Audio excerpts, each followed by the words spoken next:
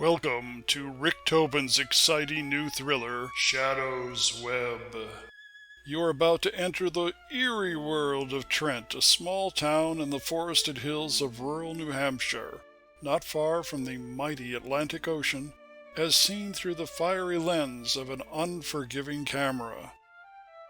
Trent is an old established New England village founded on Pennacook Indian lands in the 1700s. It seems a quiet village at night as the coastal fog covers its delicately lighted main street.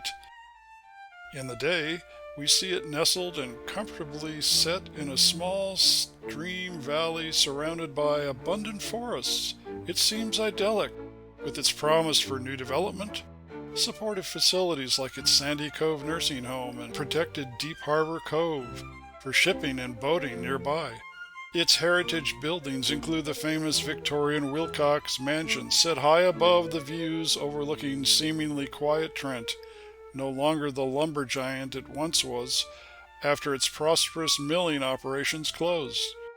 Along its nearby shorelines are lovely, peaceful cabins. There is something sinister beneath this cloth of quietude. Something dark, something so evil that it lets Satan walk lightly through its streets. What of Trent's people in this sinister yarn of Shadow's Web? There are the women of Trent. Some are young and battered from broken families. Others are power brokers like the Wilcox clan. Still, many women are trapped and want to escape. A few outsiders struggle to support the town, but some newcomers find terror as they are hunted in the darkness. Then there are the men who dwell under the darkness of Trent's curse. Some have returned battered and weary from wars and personal failures. Others prosper on private greed and deviousness. A few thrive through aggression and skullduggery.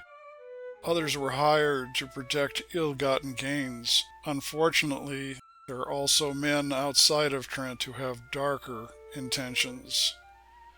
There is anger and violence in the hearts of Trent's men. Far too many are also armed and ready to take life with little restraint.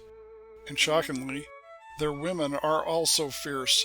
They need to be, for there are those in Trent willing to perform horrific deeds, while some in Trent fight to protect decency, including the well-being of the innocent. You wonder about the source. Why this curse? It leads to the founding of Trent after a Pennacook Indian village was massacred. Everyone burned alive. Since that time, there have been great natural calamities of fire and water against this community of settlers. Conflagrations occur on land, in the homes and shelters, on the harbor on boats, mansions, on distant city structures, and on the simplest of cabins by the water's edge. There is a greater force also focused on this coast of New Hampshire.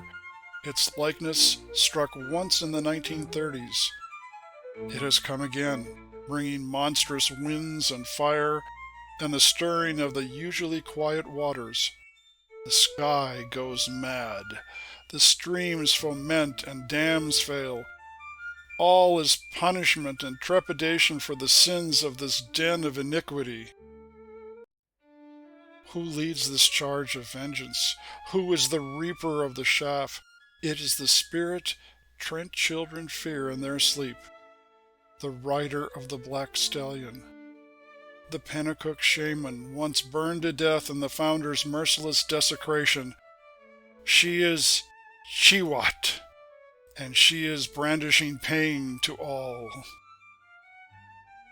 Shadow's Web, a thrilling novel by Rick Tobin, coming soon in hardback and digital format.